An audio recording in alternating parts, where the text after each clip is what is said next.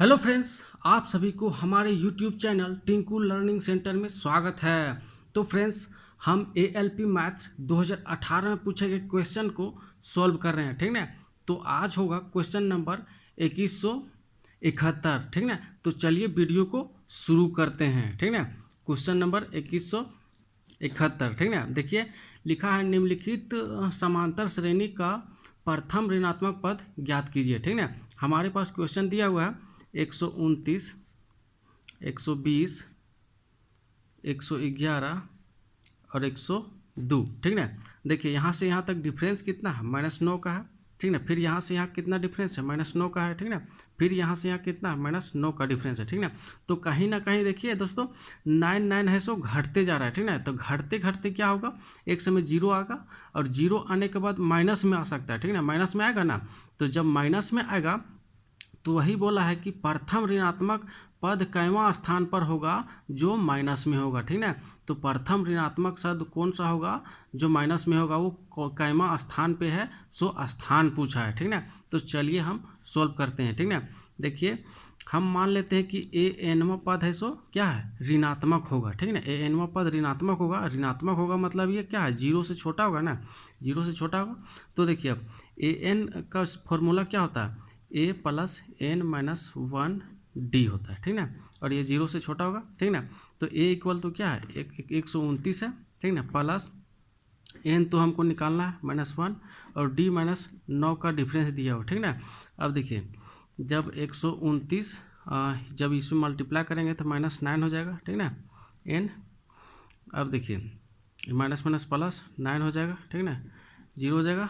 अब देखिए इसको जब जोड़ेंगे तो 138 हो जाएगा, ठीक ना। 138 माइनस 9N 0 हो जाएगा, 138। अब जब 9N को उधर ले जाएंगे तो वो ऐसे हो जाएगा, ठीक ना, प्लस का 9N हो जाएगा। जब 9 को इधर करेंगे तो 138/9 हो जाएगा और उधर सिर्फ N बच जाएगा, ठीक ना। तो इसको डिवाइड करेंगे तो कितना हो जाएगा, 9 का 9 हो जाएगा, 5 दिए 15.3 हो जाएगा, ठीक ना। तो देखिए हमारे पास कितना आया, 15.3 आया, ठीक ना। तो देखिए अब ऑप्शन में देखिए तो कितना हो जाएगा, ऑप्शन में 15.3 तो दिया हो नहीं, ठीक ना।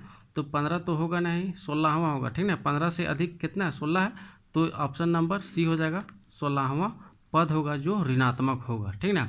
चलिए 72 लिखा हुआ है, एक कंप्यूटर गेम में बिल्डर्स और विध्वंसक है, ये कुल मिलाकर 20 है। इनमें से कुछ महल के चारों ओर दीवार बनाने की कोशिश करते हैं, जबकि बाकी इसे ध्वस्त करने की कोशिश करते हैं, ठीक ना।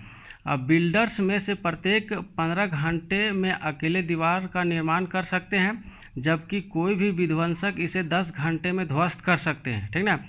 दीवार के ना होने पर यदि सभी 20 विध्वंसक और बिल्डर्स सक्रिय हो जाते हैं तो 3 घंटे में बन सकती है, ठीक ना। तो विध्वंसक कितने हैं, ठीक ना, विध्वंसक की हमको संख्या निकालना, ठीक ना।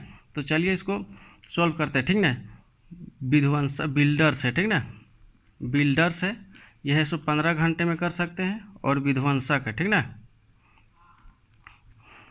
विध्वंसक है और ये है सो 10 घंटे में कर सकते हैं, ठीक ना। तो इसका एलसीएम कितना होगा, 30 हो गया, ठीक ना। अब ये एक दिन का काम इसका कितना हो गया, 2 हो गया, 2 बनाते हैं, ठीक ना। जबकि विध्वंसक इसको क्या करते हैं, 3 है सो तोड़ते हैं, ठीक ना, 3 है सो क्या करते हैं, तोड़ते हैं। तो हमको निकालना है क्या, विध्वंसक की संख्या, ठीक ना। तो हम मान लेते हैं बिल्डर्स x है, ठीक ना, बिल्डर्स x है, तो विध्वंसक कितना हो जाएगा, 20 - x हो जाएगा ना, क्योंकि टोटल बिल्डर्स और विध्वंसक दोनों मिल के 20 है टोटल, जिसमें से हम ले लिए हैं बिल्डर्स x ले लिए हैं, तो बचा हुआ 20 में से x बचेगा तो वो क्या हो गया, विध्वंसक हो गया, ठीक ना, विध्वंसक हो गया। अब देखिए आगे देखिए, अब देखिए विध्वंसकों की संख्या कितना है, x है, और ये है सो एक घंटा में 2 यूनिट काम कर सकते हैं, मतलब 2x हो जाएगा, माइनस अब ये है सो एक घंटे में 3 यूनिट है सो तोड़ते हैं, ठीक ना। तो इसको मल्टीप्लाई कर देंगे तो 320 - x हो जाएगा। अब देखिए टोटल वर्क हमारे पास कितना है 30 है, जबकि है सो 3 घंटा ही सक्रिय रहता है। तो 3 घंटा मतलब 3 घंटा में कितना काम कर दिया, 10 काम कर दिया ना। तो चलिए अब इसको सॉल्व कर देते हैं, ठीक ना। तो देखिए 2x माइनस 3 दूनी 6 minus minus plus 3x equal to 10 हो जाएगा ना। अब इसको जोड़ेंगे तो 5x हो जाएगा। अब ये वाला उधर चल जाएगा, ठीक ना। तो कितना हो जाएगा 70 हो जाएगा, ठीक ना। तो x बराबर हो गया 14 हो गया, ठीक ना। x बराबर कितना हो गया 14 हो गया। तो x बराबर हमारे पास ये कितना आ गया 14 आ गया। तो यहाँ 14 रख देंगे, तो यहाँ 14 घटा देंगे तो 6 आ गया। 6 है सो मतलब विध्वंसकों की संख्या कितना आ गया 6 आ गया। इस तरह से आपका ऑप्शन नंबर बी सही हो जाएगा। चलिए चलते क्वेश्चन नंबर 2173। लिखा पूजिता की 3 वर्ष पहले की आयु के 1/3 और वर्तमान आयु के 2 वर्ष बाद की आयु के आधे योग 20 वर्ष है, ठीक ना। तो उसकी वर्तमान आयु क्या है, वर्तमान आयु निकालना, ठीक ना। देखिए इस तरह के क्वेश्चन को आप ऑप्शन से कीजिए, ठीक ना। देखिए चलिए इसको ऑप्शन नंबर ए चेक कर लेते हैं। 23 वर्तमान आयु निकालने बोला है, मतलब ये ऑप्शन में से जितना दिया है ये वर्तमान ही आयु हो सकता है, ठीक ना। तो चेक करते हैं चलिए। तो कहता है कि पूजिता के 3 वर्ष पहले 3 वर्ष घटाएंगे तो कितना हो जाएगा 20 हो जाएगा। 20 वर्ष है सो 1/3 है, मतलब 1/3 करना पड़ेगा, तो ये कटेगा नहीं। तो ये आपका ऑप्शन नंबर ए नहीं होगा, ठीक ना। चलिए अब ऑप्शन नंबर बी चेक करते हैं। 24 है, 3 वर्ष पहले करता है, 3 वर्ष मतलब 21 हो जाएगा। अब 1/3 होता है, ठीक ना। 1/3 मतलब 1/3 हो गया, तो कितना आ गया 7 हो गया, ठीक ना। अब फिर बोलता है कि वर्तमान आयु के 2 वर्ष बाद, वर्तमान आयु के 2 वर्ष बाद, ठीक ना। तो वर्तमान आयु हम लोग ने कितना लिया 24, ठीक ना। तो 24 में 2 वर्ष जोड़ेंगे तो 26 हो जाएगा। अब इसका आधा बोलता है, इसका आधा मतलब 1/2 कितना हो गया 13 हो गया ना। अब ये दोनों का योग कितना बोल रहा है 20 बोल रहा है, तो 20 आ जा रहा है ना। तो इस तरह से आपका ऑप्शन नंबर बी सेटिस्फाई करता है, ठीक ना। तो चलिए अगला क्वेश्चन, चलिए चलते क्वेश्चन नंबर 2174, ठीक ना। लिखा है ए अकेले किसी काम को 8 दिन में करता है, ठीक ना। चलिए ए है सो 8 दिन में करता है।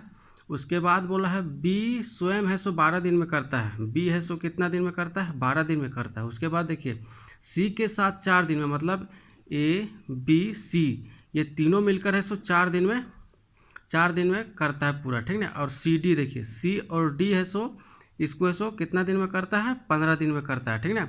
तो हमको डी है सो डी को निकालना है कि कहता है कि तो डी इस काम को पूरा करने में कितना समय लगाएगा, ठीक ना। तो हमको डी का निकालना है, ठीक ना। तो चलिए इसका एलसीएम हम ले लेते हैं। तो एलसीएम इसका कितना हो जाएगा 120 हो जाएगा, ठीक ना। तो ए का 1 दिन का काम कितना हो जाएगा 15 हो जाएगा। इस तरह से बी का 1 दिन का काम कितना हो जाएगा 10 हो जाएगा, ठीक ना। और सी का 1 दिन का काम कितना हो जाएगा 30 हो जाएगा।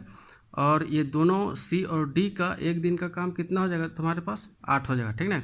अब देखिए हमको निकालना है डी का निकालना है। तो डी हमको यहीं से निकलेगा, तो ठीक ना। तो इसके लिए हमको पहले सी निकालना पड़ेगा, ठीक ना। सी निकालेंगे तो सी हमको यहाँ से निकलेगा, ए और बी को घटा देंगे, ठीक ना। तो ए और बी मिलकर कितना 25 काम करते हैं, ठीक ना। और ए बी सी टोटल काम कितना आ रहा है, ए बी सी तीनों मिलकर 30 काम करते हैं, 30 काम, ठीक ना। और जबकि ए और बी कितना करता है 25, तो 5 काम हमको बच रहा है ना। तो 5 काम किसका होगा 5 काम है सो सी का होगा। कितना किसका होगा सी का होगा 5 काम, ठीक ना। अब देखिए अब हमारे पास यहाँ से डी का निकल जाएगा, ठीक ना। कैसे निकलेगा देखिए सी और डी है सो दोनों 8 दिन में करते हैं एक काम को, ठीक ना। देखिए 8, अब जिसमें से सी है सो 5 है, तो 3 बच गया ना। 3 कौन करेगा डी करेगा, ठीक ना। समझ रहे हैं ना, 3 कौन करेगा डी करेगा। अब देखिए टोटल काम हमारे पास 120 है, ठीक ना। जिसमें से एक दिन में 3 काम करता है डी, ठीक ना। तो कितना दिन लगाएगा 40 दिन लगाएगा, ठीक ना। 40 दिन लगाएगा, ठीक ना। आपका ऑप्शन नंबर बी सही हो जाएगा। चलिए आई होप समझ में आया होगा, ठीक ना।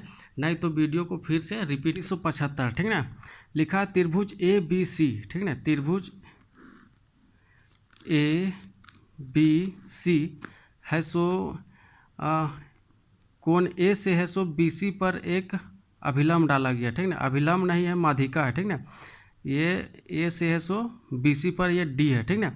तो आप जानते होंगे जो माध्यिका होता है त्रिभुज को दोनों भाग को बराबर बराबर भागों में बांट देता है। मतलब ये और ये बराबर होगा, ठीक ना, ये और ये क्या होगा, बराबर होगा। देखिए अब हमारे पास दिया हुआ है ए बी है सो 8 सेंटीमीटर दिया हुआ है और बी डी है सो 6 सेंटीमीटर दिया हुआ है और डी सी दिया हुआ है 7.5 सेंटीमीटर दिया हुआ है, ठीक ना। तो हमको ये एक्स निकालना है, ठीक ना।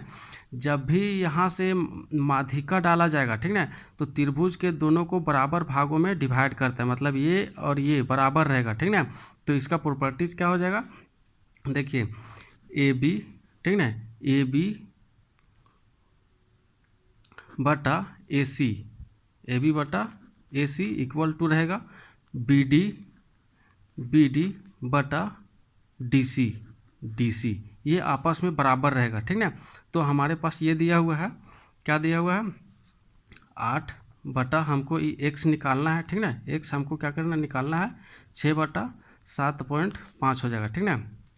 अब देखिए जब हम इसको मल्टीप्लाई करेंगे तो 8 गुने 7.5, ठीक ना, बटा 6 हो जाएगा। एक पॉइंट हटाएंगे तो यहाँ कितना हो जाएगा, 0 हो जाएगा, ठीक ना। अब देखिए 15 चौका 60 हो जाएगा और 15 पचे 75 हो जाएगा, ठीक ना। 4 दूनी 8 हो जाएगा, 5 दूनी 10 हो जाएगा, ठीक ना। आपका ऑप्शन नंबर डी सही हो जाएगा। चलिए नंबर 2176, ठीक ना, लिखा है दिए गए आंकड़ों के आधार पर चारों शहरों को मिलाकर शिक्षकों के कुल प्रतिशत निकालना है, ठीक ना। शिक्षकों के कुल प्रतिशत निकालने के लिए हम क्या करेंगे, टोटल जनसंख्या कितना वो हमको पहले फाइंड करना पड़ेगा। टोटल जनसंख्या कितना है हमारे पास, ठीक ना, 200, 300, 150, ठीक है, और 120, ठीक है। तो 0 हो जाएगा, 7 हो जाएगा, 3 और 2 5, 6 7 हो जाएगा। मतलब कितना हो जाएगा पर हमारे पास कुल जनसंख्या 770 हो जाएगा, ठीक है। और टोटल शिक्षक कितना है हमारे पास, 150, 200, 50 और 30, ठीक ना। तो हमारे पास कितना हो जाएगा, 430 हो जाएगा शिक्षक, ठीक ना। तो हमको शिक्षक का प्रतिशत निकालना है, इसलिए शिक्षक को ऊपर रखेंगे और टोटल जनसंख्या नीचे रखेंगे, ठीक ना। अब 100 से मल्टीप्लाई कर देंगे परसेंटेज में चेंज करने के लिए, ठीक ना। 1 से 1 0 कट जाएगा, ठीक ना। तो इसको जब आप डिवाइड करेंगे तो 55.8 आएगा प्रतिशत, ठीक ना, ऑप्शन नंबर।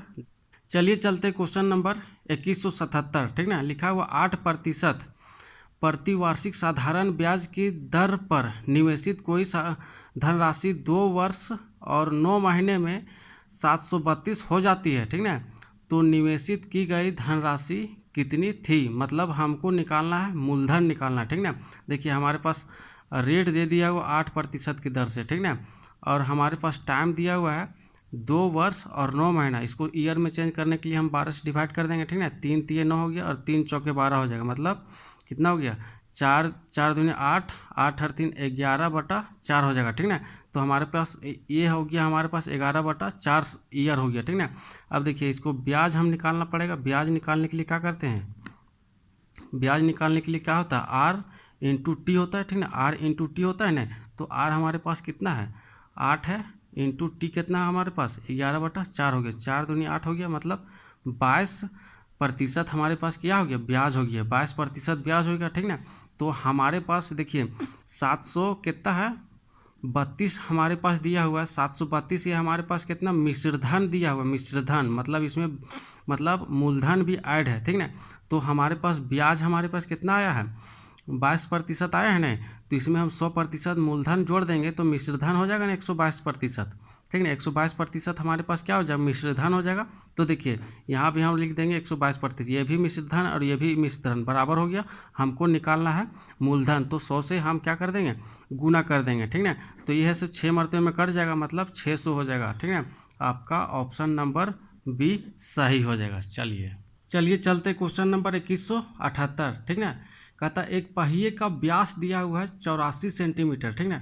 हमारे पास डायमीटर दिया हुआ है 84 सेंटीमीटर, ठीक है। तो रेडियस हमारे पास कितना हो गया, 42 सेंटीमीटर हो जाएगा हमारे पास रेडियस, ठीक ना। अब देखिए लिखा है 792 मीटर की दूरी तय करने के लिए कितने चक्कर लगाने पड़ेंगे, ठीक ना। कितने चक्कर लगाने पड़ेंगे, मतलब ये है, देखिए ये पहिया है, ठीक ना। पहिया मतलब ये चक्कर लगा रहा है, मतलब क्या है, परिधि को चक्कर लगा रहा है, ठीक ना। क्या लगा रहा है, परिधि को। तो परिधि क्या होता है, वृत्त का परिधि 2 पाई आर होता है, ठीक ना। और यही है सो टोटल दिया हुआ है कितना, इतना मीटर लगाता है, 729 मीटर लगाता है, ठीक ना। तो ये आपस में बराबर हो गया। तो हमको पता करना है कि कितना चक्कर लगाता है, ठीक है। तो हम ले लेते हैं कि x चक्कर लगाता है, ठीक ना, x चक्कर लगाता है, ठीक ना। अब देखिए हम इसको है सो क्या करते हैं, देखिए 2 × 22/7 हो जाएगा। और हमारे पास रेडियस दिया हुआ कितना, 42 दिया हुआ, ठीक ना। अब इसको है सो हमको सेंटीमीटर में, तो इसको मीटर को भी सेंटीमीटर में चेंज कर देते हैं, ठीक ना।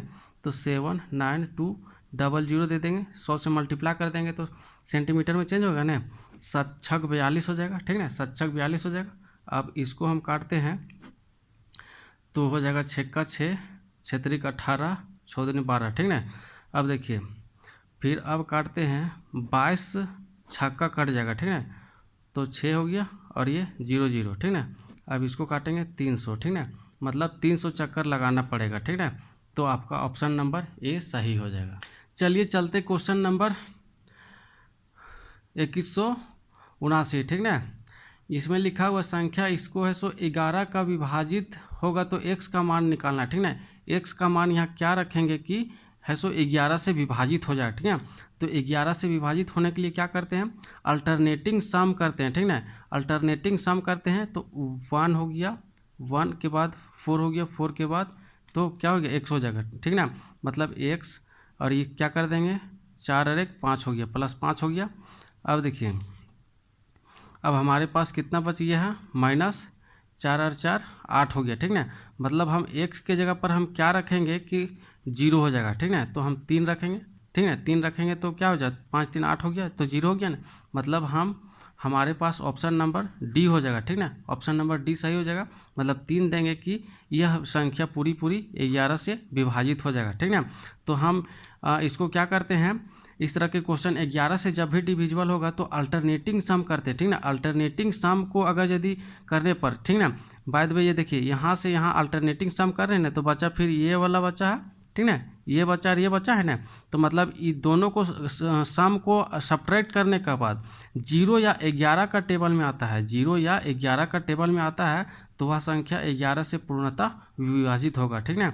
तो इस तरह से आपका ऑप्शन नंबर इसका डी सही हो जाएगा। चलिए चलते क्वेश्चन नंबर 2180, ठीक ना।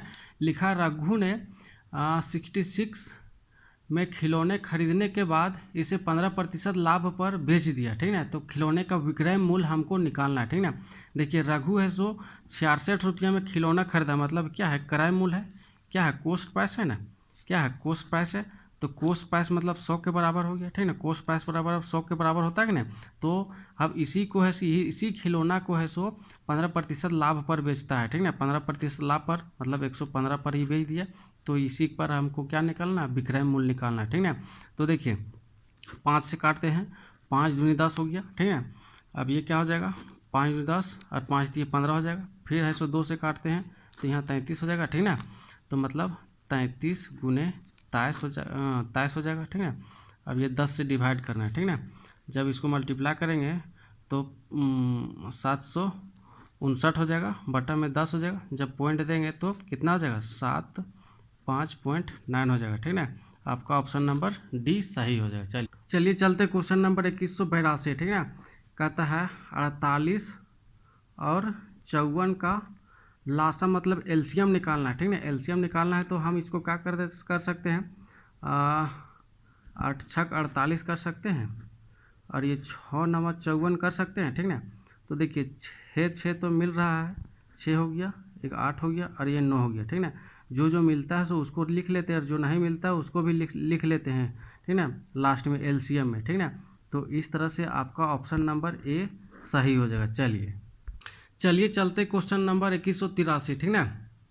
लिखा हुआ 6% प्रति वार्षिक साधारण ब्याज के दर पर एक धन है सो 6.5 वर्ष में 834 हो जाती है, ठीक ना। तो प्रारंभ में निवेशित की गई राशि निकालना, मतलब हमको मूलधन मतलब प्रिंसिपल हमको निकालना है, ठीक ना।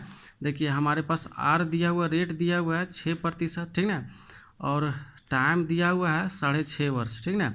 तो हम इसको क्या कर सकते हैं, 6 दूने 12 एक 13/2 हो जाएगा। तो हमारे पास ब्याज कितना हो जाएगा, ब्याज बराबर हो गया R × T होता है ना, R × T मतलब 6 × 13/2 मतलब ये कितना हो जाएगा 3 13 3 39% हमारे पास ब्याज हो गया, ठीक ना। 39% हमारे पास क्या हो गया, ब्याज हो गया। अब देखिए इधर हमारे पास मिश्र धन दिया हुआ है कितना 834 दिया हुआ है, 834 हमारे पास मिश्र धन दिया हुआ है और हमारे पास प्रतिशत में ब्याज कितना है 39 है, ठीक ना। जब हम इसमें मूलधन 100% जोड़ देंगे तो हमारे पास यह मिश्र धन हो जाएगा ना 139, ये भी मिश्र धन और ये भी मिश्र धन आपस में बराबर हो गया और हमको निकालना है मूलधन, तो ये 100 से मल्टीप्लाई कर देंगे, ठीक ना। तो ये कितना 6 से कट जाएगा तो मतलब 600 हो जाएगा, ठीक ना। आपका ऑप्शन नंबर ए सही हो जाएगा, ठीक ना। तो चलिए दोस्तों आज का वीडियो यहीं तक, ठीक ना। आपको यह वीडियो कैसा लगा आप कमेंट सेक्शन में ज़रूर डालिए, ठीक ना। और लाइक कीजिए और सब्सक्राइब करिए। धन्यवाद।